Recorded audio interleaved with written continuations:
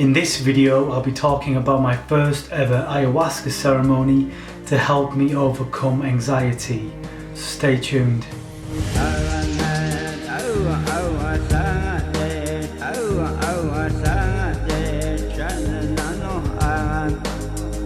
Hi guys, Amar here, How High Can You Fly TV. In this video, I'll be talking about my first ever ayahuasca ceremony to help me overcome my anxiety, and particularly social anxiety. Now, if you're someone who struggles with anxiety and you have considered or are considering using ayahuasca as a means of helping you overcome that, I think you may get something out of this video and my experience. So just to give you some brief history about me going into this. So I've had anxiety and social anxiety for as long as I can remember, and being uncomfortable around people, not feeling like I'm able to be myself, and not really knowing how to communicate with everyone. And it's just a part of who I am essentially, because it's been with me for so long. And I've actually been trying to heal this part of myself for about the last 5 years, maybe longer. So I've been through things such as psychotherapy, hypnotherapy, a lot of meditation, yoga, different types of energy healing, NLP. I've read a lot, I've watched a lot of videos on this subject, so I'm quite aware of the problem, to be honest. And I just wanted to mention that I'm not going into this, I didn't go into this ayahuasca ceremony as a quick fix. It's like I've gone into it to look for another tool to help me combat the anxiety that I have. And I don't think anyone really should just dive into something like ayahuasca as a quick fix. I don't think it's a quick fix. If people do that and it works for them, great. But personally, I think it's better to try and learn more about it, learn more about yourself. And then if it works with that, then look to incorporate that into your overall healing. So if you are considering ayahuasca or you know a little bit about it, you're probably aware that you have to set an intention prior to the ceremony. Now, I booked my ceremony 3 weeks before, so I set my intention at the same time. And my intention was obviously to help me manage my anxiety. I actually think it's best to set your intention as soon as possible, because what I found was the medicine kind of starts to work as soon as you commit to the journey, and stuff starts to come up. So the sooner you can set your intention, I think the more you get out of it. And people may set their intention at the last minute or a couple of days before, but I honestly think it's more beneficial to set it as soon as possible, maybe even before you go. Stick to it. Write it down, maybe write it every night, read it constantly, just keep it in there, keep it fresh in your mind, and also try to keep it clear and concise, but don't be too specific. I've said concise there, maybe that contradicts what I'm trying to say. Just try and keep your intention clear and quite simple. I think simple is the word I'm looking for. So if you're looking to maybe heal your childhood, just have that as your intention, to heal my childhood. And I would stay away from getting too specific with it, because I think when we do that, we may not give the medicine a wider spectrum to work in. I think we just need to give it a broader spectrum. So by saying to heal your childhood, it can work in a wide range of ways, whereas if we just focus on one specific relationship, I want to heal the relationship with one person, there may be different avenues we're effectively blocking ourselves out from. So I think be clear and just keep it quite simple with the intention. Just one other thing I wanted to add before I decided to attend the ceremony for the first ever time. I'd been studying and reading about ayahuasca for about 2 years, and I was a little bit afraid to do it, to be honest, so I kept putting it off. And then I won a sum of money, which was the exact amount of money it cost, that the ceremony cost. So I actually took it as a sign that I should do it. So that's the reason I did it, was because I won this money and it gave me the courage to take the plunge, I guess. So preparation, obviously this is very important. I won't go into things like diet and what we should or shouldn't do in terms of substances. There's a lot of information out there regarding that. I'm just going to talk about my own personal preparation and how I prepared myself kind of mentally for this ceremony. So I booked it 3 weeks prior. I set my intention, which was very clear. And what I noticed was I went on a roller coaster of emotions along the build up. So some days I felt really confident and quite excited about the whole thing. I thought I would think to myself, oh, I'm quite well read in this area. I smoke weed. I've used certain psychedelics a long time ago in the past. I'll be able to handle this. But then other days I was just really, really scared, really, really anxious. So it was quite weird how I went through these waves of emotions. But as the ceremony got closer and closer, I just got really, really scared, really anxious, really fearful. I was having second thoughts. Maybe it's not for me. Maybe I should not even go. But yeah, obviously I ended up going. But if you do experience this anxiety prior to the ceremony, it's completely normal. Apparently most people have this anxiety beforehand. So yeah, if you think about it, what we are doing is something incredibly brave, something that maybe only say less than 1% of the whole population will ever do. And naturally you're going to feel anxiety, but you've got to realize that you're quite strong, you're courageous, you're brave for even daring to do something like this. So that they were the things I was trying to connect within myself, was courage and strength and bravery, because what we are doing is a courageous thing. So that wasn't no fake courage, it was real. And connecting to that in the build up allows you to take it into the ceremony with you as well. And the other thing which was coming up for me was a lot of fears were coming up in the build up, and they say that the medicine starts to work on you once you commit to the journey. And I guess this is how you could look at it. So in the 3 weeks prior, all kinds of stuff was coming up, and the way I've interpreted it was that this stuff was at the surface of my unconscious and it was bubbling up. And on some level I knew, or my unconscious knew, that during the ceremony this stuff was going to come out. So it just started coming out before I'd even drank, and it gave me the chance to integrate and process all this stuff that was coming up and all these fears.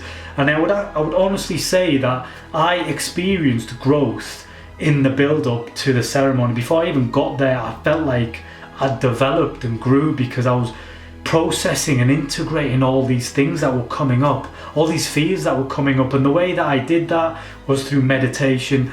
I've never ever been a big meditator. I've been trying to meditate for a long time, maybe around 5 years, and it wasn't for me. I would get restless, bored, just couldn't sit there for long and clear my thoughts. But in the build up to this, I really felt my meditation deepened. I don't know why.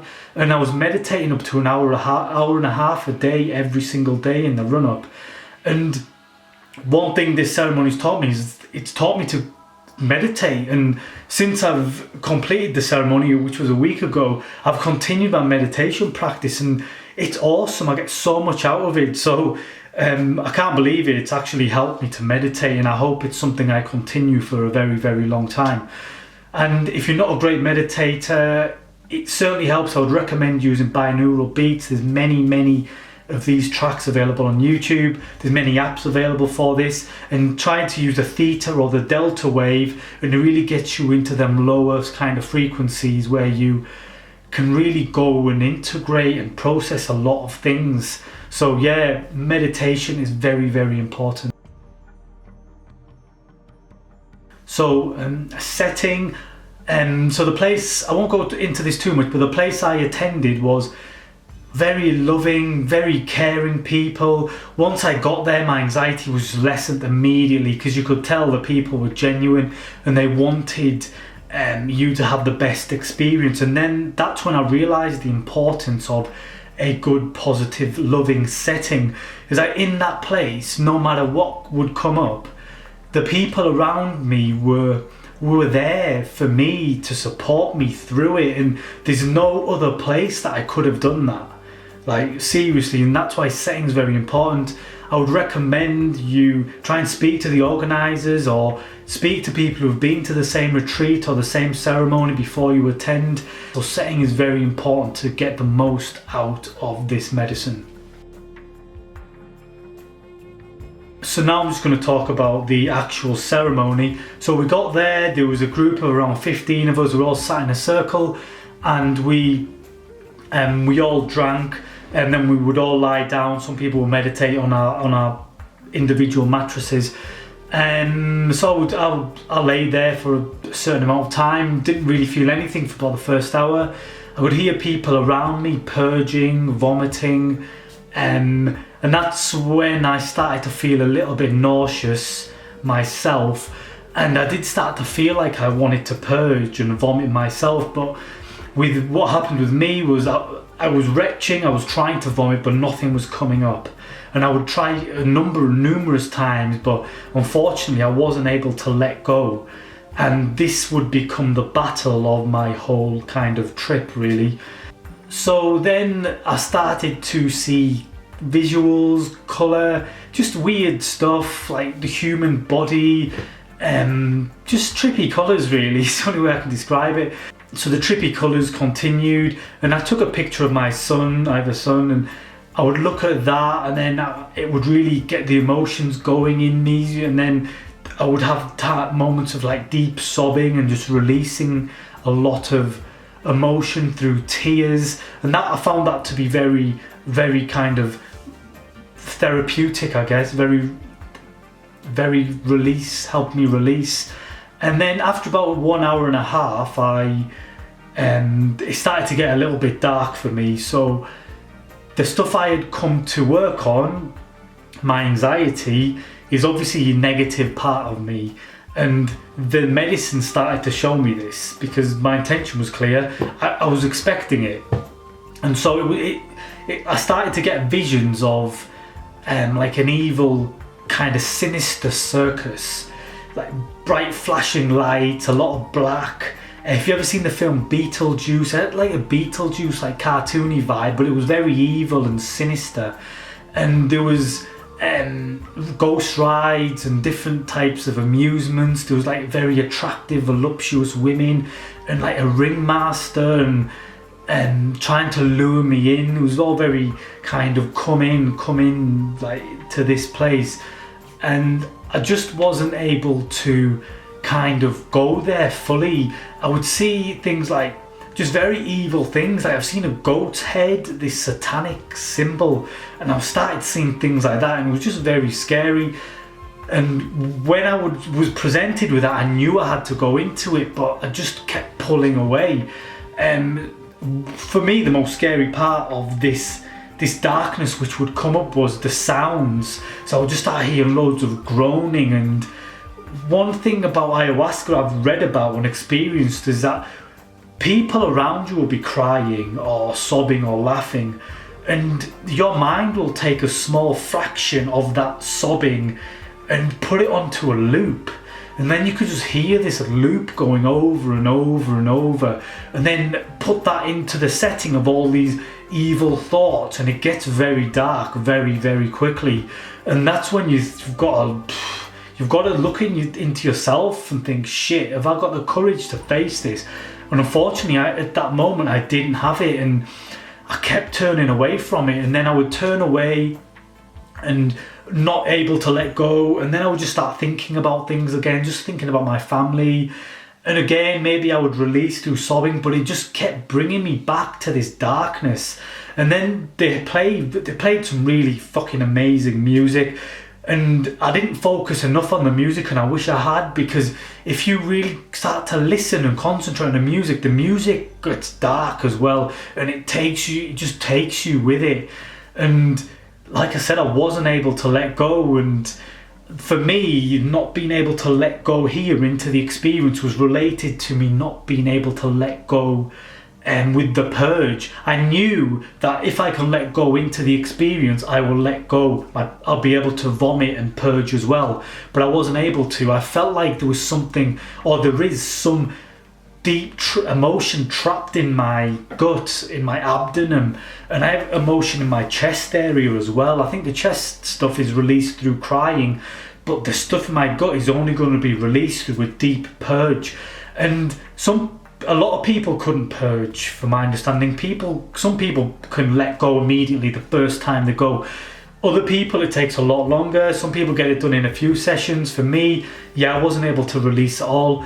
I even had a second drink. So one of the guides there was a really nice guy, and I connected with him before the ceremony took place. And it's weird, when you have a connection with someone, and he looked out for me, and we talked, and I said that I wasn't able to get to the fight, I wasn't able to let go, so I decided to have a second drink, a smaller drink, and it come on a lot stronger, but I still wasn't able to let go. I just kept pulling away, and it was just too much for me to face. Then I would just have cool visions. I mean, one of the cool things I had, so an ancient Amazonian song come on, like a fucking cool song, like, and it had like a bit of a warrior vibe to it. And then I thought I was some kind of Amazonian warrior, and I was sat around this fireplace with these other warriors and an old wise man, and he was telling us stories about war, about battle, and I just felt fucking connected to something. And I started to realise that all the good things in life that we want, we have to kind of face. We have to go through this battle, this initiation process. In modern day culture, especially as men, we don't have anything that takes us from boyhood to manhood. But going into something like an ayahuasca ceremony and facing the deepest, darkest parts of yourself is essentially a battle with yourself. You have to face the fear of death, but within yourself. And when you come out of that, I realised that all the good stuff in life, love, relationship, success, all the riches are on the other side of facing this darkness. And actually this stuff comes quite easily to you once you've been through that. It doesn't have to be a struggle. You hear about all this stuff, or grind and struggle to have what you want. I don't really think that's the reality. You can take that route, or you can take the other route, just go into a battle with yourself and come out of that a stronger person. And it's like when you go through that, the riches of the world are bestowed upon you because you've earned it. And these were the kind of realizations I was having, and I'm just so grateful that I can get it out to you on video, because it's something that I'm really going to think about a lot and trying to integrate into myself. So the other things I experienced, I'd have times where I would just start laughing to myself, not hysterically, but just laughing. So I guess I was just showing emotion. The other things, I was having pain in my chest, and at one point I felt like, oh, I'm going to die. And that's a scary feeling. And the guy taught me that whenever you have any pains in your body, go into the pain, just keep going into the pain. And I kept going into this kind of pain I felt in my chest, and I found an acceptance for it. And I wasn't going to die, but when you find an acceptance, I think that's another part I'm just starting to integrate. I found this acceptance with this fear of death. And I didn't go deep enough, but that is something else I'm trying to integrate. The medicine kept taking me back to the scary, evil circus that I was afraid to face, and I kept running away. I felt like a little kid knocking on the door and then running away. And then eventually the medicine, after about 20 or maybe 30 times of me going there and turning away, the medicine just took it away from me. I think it thought, I'm not ready, I'm not going to do it today. I think I could have, and I had the courage, but the medicine kind of knows, and it just stopped taking me there. And then I started to come out of the trip. I knew I couldn't go there anymore, and I think I wouldn't say I was disrespecting the medicine, but I was just not, I was taking it for granted a little bit, I guess. I thought I can just go back there whenever I want, and the medicine was like, no way, you're not going back there, because you're not going to do it. And it was right, I wasn't. So that's basically the ceremony from most of the stuff I can remember. Now, finally, what did I learn? So I learned quite a lot. The first few things I would like to say is following the ceremony, the first couple of days after, I felt very vulnerable, weakened, you could say. And it's not a nice feeling to feel like that. I felt vulnerable, and at the time I was like, this doesn't feel great. But now in hindsight, I feel a lot better now. In hindsight, I sense that my ego had been weakened, and it was that weakening of the ego that I needed to help me let go. And in future, the plan is if I do any more ceremonies, I will do 2 in a row this time. And the reason for that is because the ego was weakened after the first one. If I'd had a ceremony that second day, I wouldn't have been able to hold on. Do you see? So it would have just took me there, boom, bang, I'm going. And I think I needed that, and it would have been scary, but I'm glad I did one ceremony first, so I kind of know what to expect for the second one. So next time I'm going to book a double ceremony. If the first one doesn't go to plan, I know I'm going to be weaker, I'm not going to be able to hold on as much, and it's going to take me there.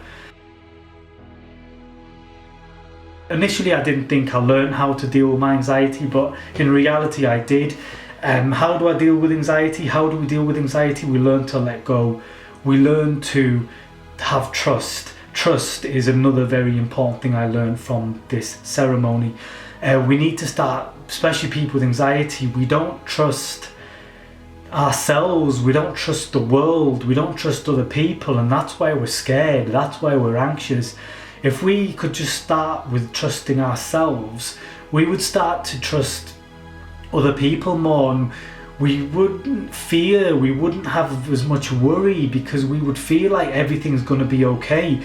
And the realities we live in now, unfortunately, we try to control every little thing, but in reality we have very little control over anything.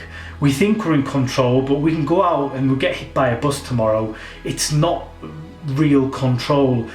And that's another thing I learned. We have to kind of find some trust in ourselves, and then we can let go into the experience. And just going on this journey, that the fact I went to Holland and Amsterdam to do this from England, and just going there and going through that, I've grown just from doing it. Do you see?